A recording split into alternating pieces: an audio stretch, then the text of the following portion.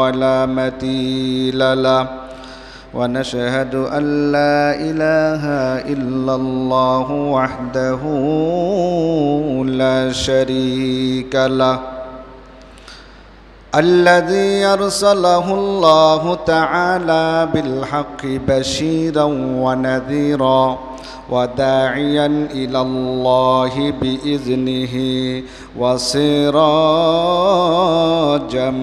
منيرا إن الله وملائكته يصلون على النبي يا أيها الذين آمنوا صلوا عليه وسلموا تسليما فقد قال الله سبحانه وتعالى في كلامه المجيد সবাই পড়েন আউযু বিল্লাহি মিনাশ শাইতানির রাজিম বিসমিল্লাহির রাহমানির রহিম ألم تر كيف فعل ربك بأصحاب الفيل ألم يجعل كيدهم في تضليل وأرسل عليهم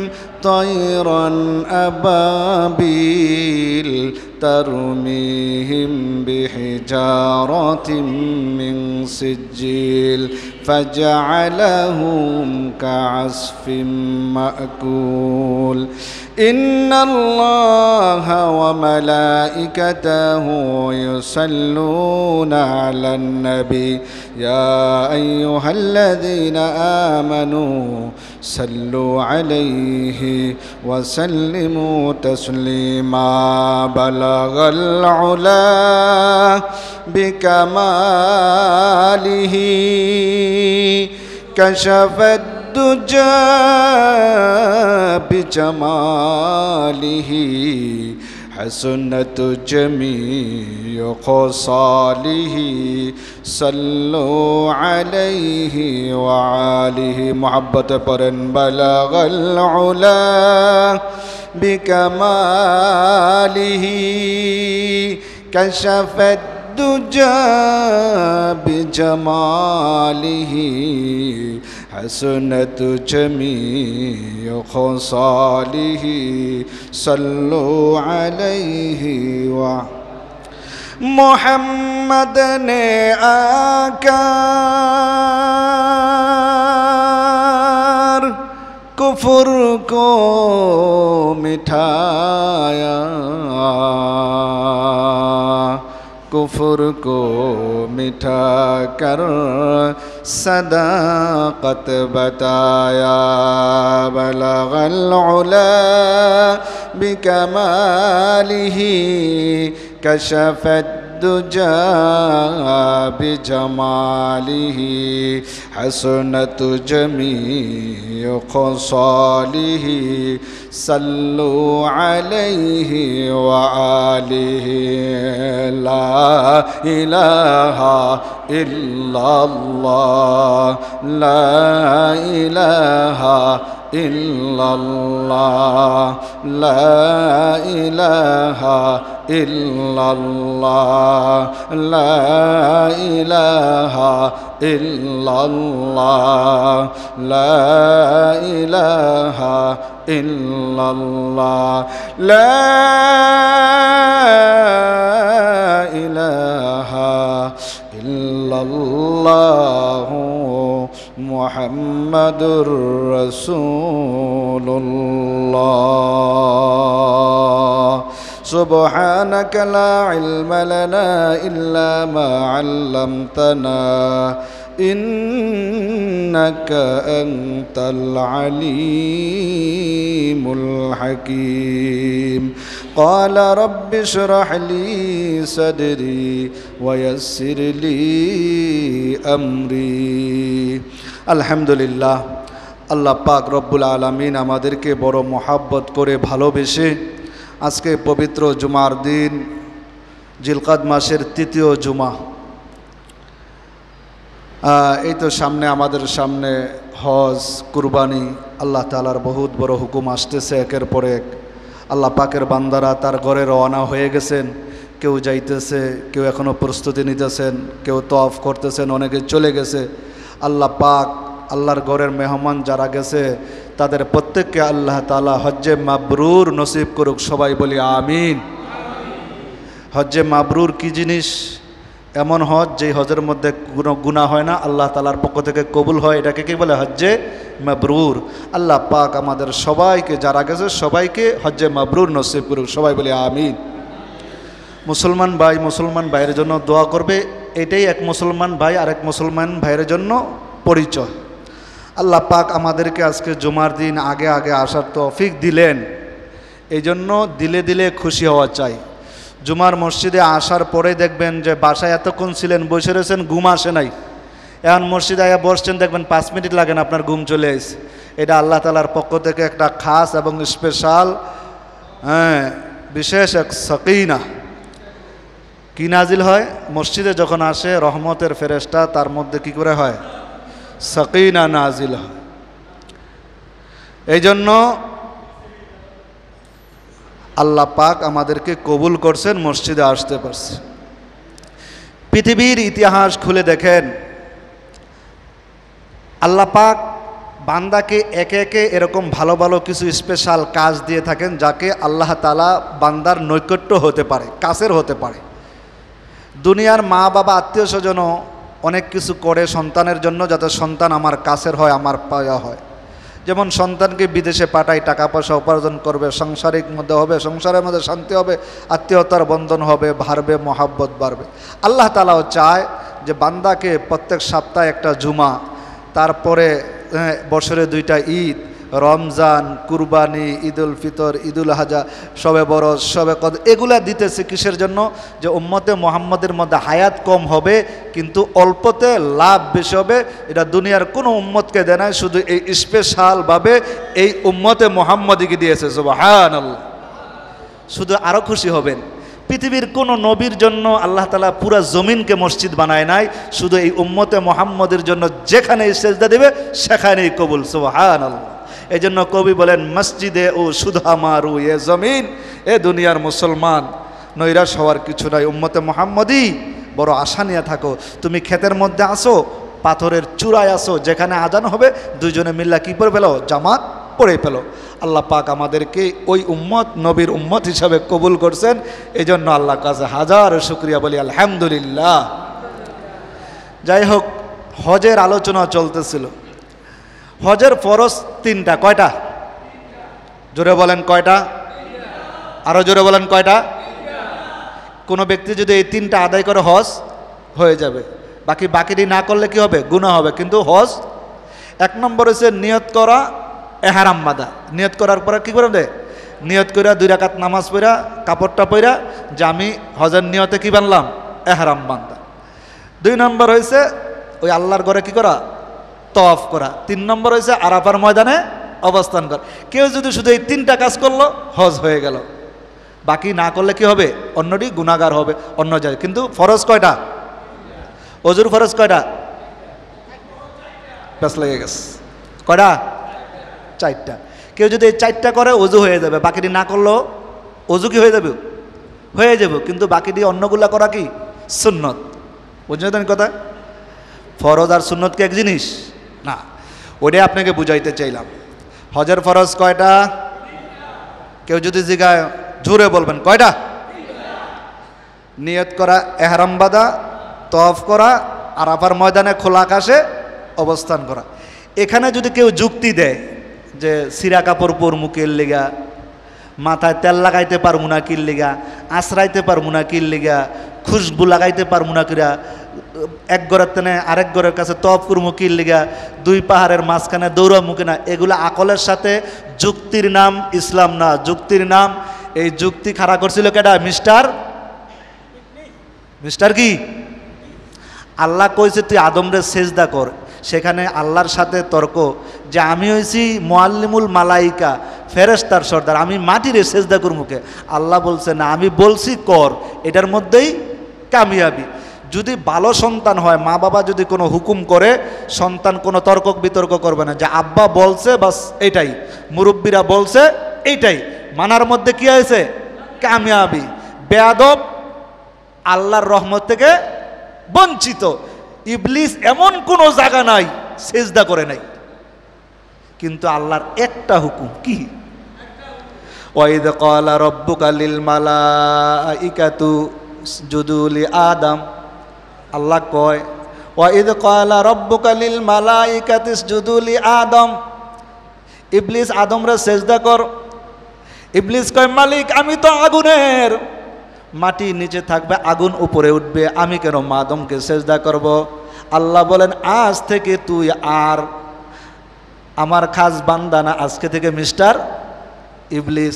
কিয়ামত পর্যন্ত যত কোনো মানুষ ইসলামের ব্যাপারে যদি কিরকম তর্ক বিতর্ক অনার্থক, এই যে কিছুদিন যাবৎ সোশ্যাল মিডিয়ায় দেখছেন মাজার পূজারী কিছু বক্তা আমার মতো পাগড়ি বান্ধা থাকে, নাই কোনো এলেমের জ্ঞান, যত মাজার আছে তার দেখবেন ওই মাজারের ভিতরে তার আওয়াজ আওয়া, কিন্তু বড় বড় ওলামায়ে কেরামের সাথে তর্ক বিতর্ক করে জীবনটা কাটাইছে, যার নাম তাহেরি কই আপনারা চিনেন? তাহেরি না, এটা যে কোনো জায়গায় চলে তেহারি। ওলামায়ে কেরামের সাথে তর্ক বিতর্ক চলবে। তুমি তো মাজার পূজারী, মাজারে মাজারে মাজারে ঘুরছো, তুমি শায়েখ আহমদুল্লাহ বড় বড় ওলামায়ে কেরামের সাথে তুমি সামান্য বিষয় নিয়ে তর্ক বিতর্ক করো। আরে তোমার তো এদের তো জুতা গয়ে দেওয়ার তো যোগ্য নাই। এই বাউল ফাউল দেশ ভরে গেছে ওলামায়ে কেরামের সাথে। কিছু আছে ওলামায়ে সু, বুঝেন তো, আলু আছে নাম বিক্রমপুরের, এরা যে কোনো তরকারি চলে, মাজারেও চলে বাজারেও চলে, ওরা সব চলে। এগুলা দিয়া ইসলামের ক্ষতি যারা লাভ হবে, এগুলা এই সমস্তদেরকে খবরদার, সাবধান। কিছু বন্ধু বান্ধব আপনার থাকবে, চলো ভাই উরুসে যাই, চলো ওই মাজারে যাই। মাজারে যাওয়া এটা কোন ব্যক্তি বুঝে যে এটা ভালো জিনিস? মাজারে কি হয় দেখছেন না? কি হয়? যেখানে মজা আছে সেখানে কি আছে? মাজার আছে। মহিলা পুরুষ একসাথে, এটা শরীয়তের বিধান লঙ্ঘন না?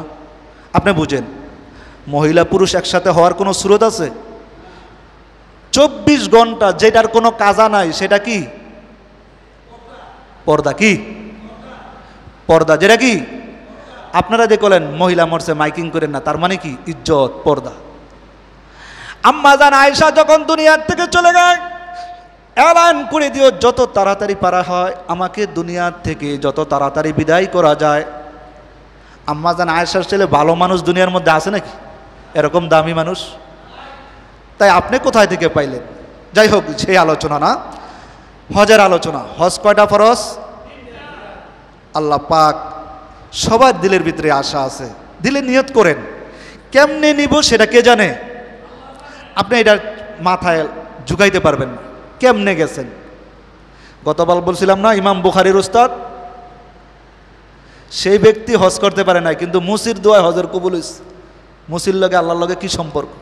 আরে কৃষকের লগে মুসা নবী আল্লাহর লগে যে সম্পর্ক নাই, কৃষকের লগে সেই সম্পর্ক আল্লাহ রাখিয়ে দিচ্ছে। কারণ আল্লাহ ব্যক্তি দেখে না। ইন্নাল্লাহা লা ইয়ানজুরু সুওয়ারিকুম ওয়ালাকিন আমালিকুম। আল্লাহ বলেন ওয়ালাকিন কুলুবিকুম, বান্দা তোর চেহারা সুরত আমার কাছে পৌঁছবে না। এই যে সামনে আসতেছে কুরবানি, এই যে হজ আসতেছে, এটি কার জন্য? আমি আল্লাহ দেখি বান্দার কলব। এই কলবের ভিতরে একটা রীতি স্পন্দন আছে। মানুষ যখন গুনাহ করে এটা আস্তে আস্তে দুর্বল হয়ে থাকে, তখন অনাস্থা জিনিসের ওপর আস্থা আসতে থাকে, তখন দেখবেন যে কেউ কইলে এটার উপরে বিশ্বাস করে ফেলে। এই জন্য পৃথিবীর ইতিহাসে যারা আজকে সমাজের মধ্যে সবচাইতে পদদলিত, অচিন্তিত, বাঞ্ছিত, তারা হয়েছে মূর্খ মানুষ।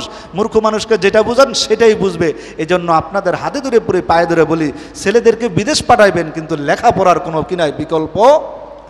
মুসা ফেরাউন্না যখন ক্ষমতায় আসন গ্রহণ করলো, তার মন্ত্রী পরিষদের মধ্যে বৈঠক হইল, সর্বপ্রথম আমার কাজ কি হবে? কয় তুমি শিক্ষিত মানুষগুলাকে কি করে দাও, সমাজ থেকে বাতিল করে দাও। কি ব্রেন!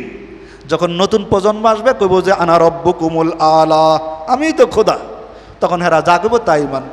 আজকে আমাদের সমাজে দেখলাম ছোট ছোট বাচ্চা লেখাপড়া করে না। কি অবস্থা! কি হবে? টাকা পয়সা দিয়ে কি হবে আপনার? এই ছেলেটা কি অন্ততপক্ষে মেট্রিক পাস করতে পারে না? বাংলা লেখকে লেখাপড়া করা নিষেধ ইসলামে। আপনার ছেলেরে লেখাপড়া করান, স্কুলেই পড়ান, আমি নিষেধ নাই, কিন্তু নামাজ পড়বে, রোজা রাখবে, স্কুলে পড়বে। মাদ্রাসায় পড়া জরুরি না ভাই। তলাবুল ইলমি ফারিজাতুন আলা কুল্লি মুসলিম ওয়াল মুসলিমা। পয়গম্বর বলেন এমন ইলম শিক্ষা করা ফরজ যে ইলম দ্বারা তোমার সামাজিক জীবন, পারিবারিক জীবন, রাষ্ট্রীয় জীবন নিজে বুঝে, নিজে এই পরিমাণ ইলম। 5 ওয়াক্ত নামাজ পড়তে ইলম লাগবে না? ইলম ছাড়া আমলের কি মারি আছে? আপনি নামাজে দাঁড়ান আল্লাহু আকবার, আইসা খাড়ে রইলেন, কিছুই পারলেন না, হইল? নামাজের নিয়ম কানুন জানতে হবে না? এই পরিমাণে ইলম শিক্ষা করা ফরজ যেটা তোমার জীবন চলার পথে সহায়ক হয়।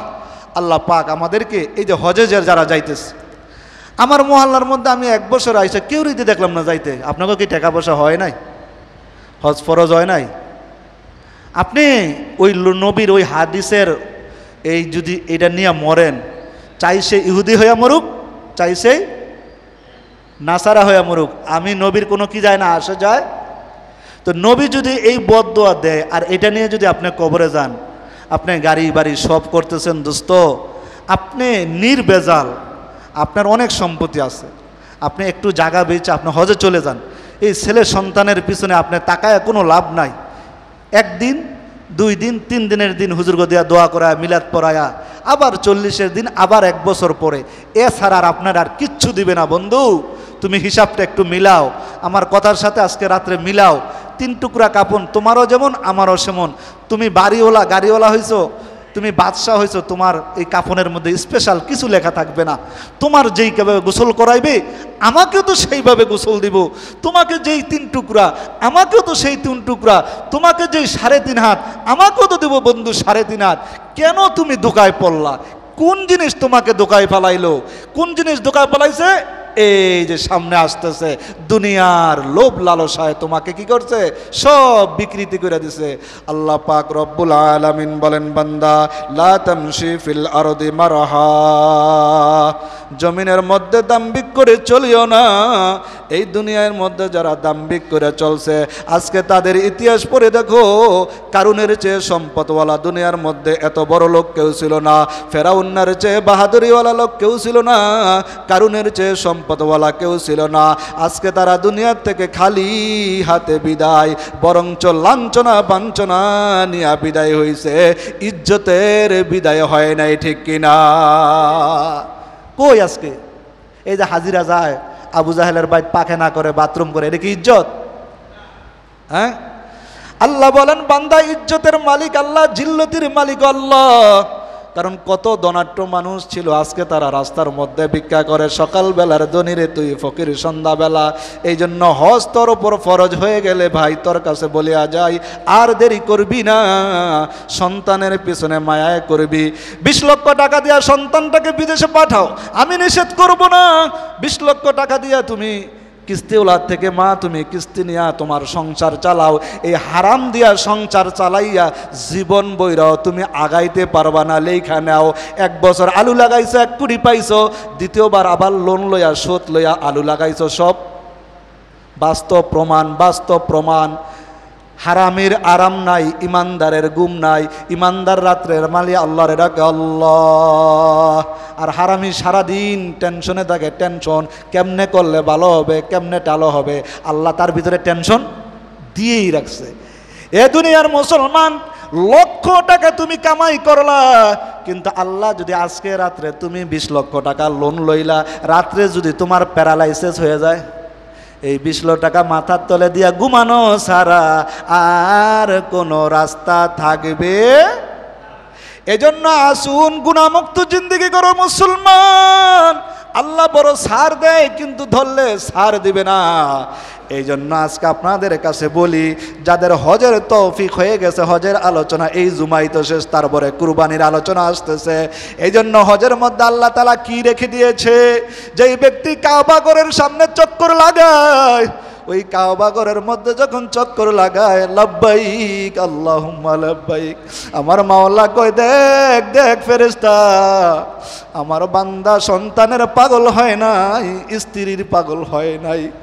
ওই দূর দূরান্ত বাংলাদেশ থেকে, ইউরোপ থেকে, আমেরিকা থেকে কিচ্ছু আনে নাই, মাত্র 2 টুকরা কাপড় গায়ে দিয়া আমি আল্লাহর দরবারে হাজিরা দিয়েছে। আমি আল্লাহ তার হজকে কবুল করে তাকে মাসুম বানায়া ঘরে ফিরাই দিলাম। সুবহানাল্লাহ। আল্লাহ পাক কত রকমের রহমান করছে। ওই হজরে কাবা শরীফের সামনে আবার আছে মাকামে ইব্রাহিম। ইব্রাহিম আলাইহিস সালাতু ওয়াস সালাম কাবা ঘরকে সংস্কার করার পরে, তো এই কাবা ঘর যখন ইট লাগানোর দরকার ছিল, তখন তো মই ছিল না, চঙ্গ ছিল না, আসলো কেমনে বানাইব, যতটুকু পারছে লাগাইছে। আল্লাহ পাক রব্বুল আলামিন ওই ইব্রাহিম আলাইহিস সালাতু ওয়াস সালাম যেই পাথরের উপর দাঁড়াইছে, ওই পাথরটাকে এখনো সরকার সংস্কার করে রেখে দিয়েছে। যত হাজিরা যায় ওইখানে যায় 2 রাকাত নামাজ পড়লে আল্লাহ কবুল করে নেয়। সুবহানাল্লাহ। এখনো আছে, পায়ের ছাপ আছে, কারণ নবীদের পায়ের একটা ওজন আছে, পাথর কুলাইতে পারে নাই, এখনো আছে। যাবেন দেখবেন, উনি দেখলে মনের ভিতরে শান্তি লাগে। হাহারে কত সুন্দর জিনিস। হাজিরা যায়, আবার আসে, আবার যাইতে মনে চায়। আবার সাফা মারওয়া সাই করবেন। হযরত হাজরা